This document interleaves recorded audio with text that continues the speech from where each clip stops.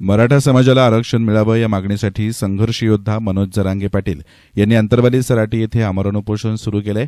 त्यांच्या समर्थनार्थ शेवगाव तालुक्याच्या सोनविहीर येथील परशुराम महाराज विखे यांनी देखील शेवगावचे तहसीलदार यांना निवेदन देऊन कालपासून टॉवरवर बसून आमरण उपोषण सुरू केलंय।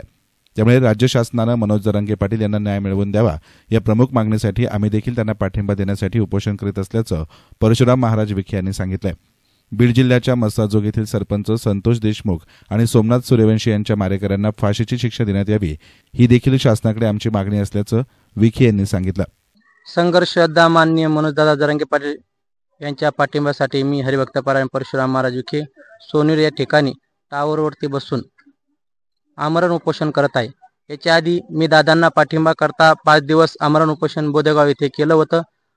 दादांची मागणी सरकार मान्य करत नाही। विनंती आहे मुख्यमंत्री साहेब, आम्हाला ज्या समाजाकरता संघर्ष योद्धा मनोजदादा जरांगे पाटलासारखं नेतृत्व लाभलेलं आहे आणि दादांनी समाजाकरता काही मागणी केली आहे, स्वतः करता नाही। गेली 1.5 वर्षापासून हा त्यांचा लढा चालू आहे। स्वतःच्या घरादाराचा त्याग करून समाजाकरता दादा लढत आहेत आणि दादांकरता मी सोनेर गावामध्ये टावरवरती उपोषण करत आहे। तरी माझी विनंती आहे सरकारला, आपण लवकर आमची काळजी घ्यावी, दखल घ्यावी। रामकृष्ण हरी। सोनविहीर येथील परशुराम महाराज विखे यांचं टॉवरवर बसून हे आमरण उपोषण सर्वांचंच लक्ष वेधून घेत आहे। एसएन मीडियासाठी प्रतिनिधी संदीप देहड्राय, शेवगाव।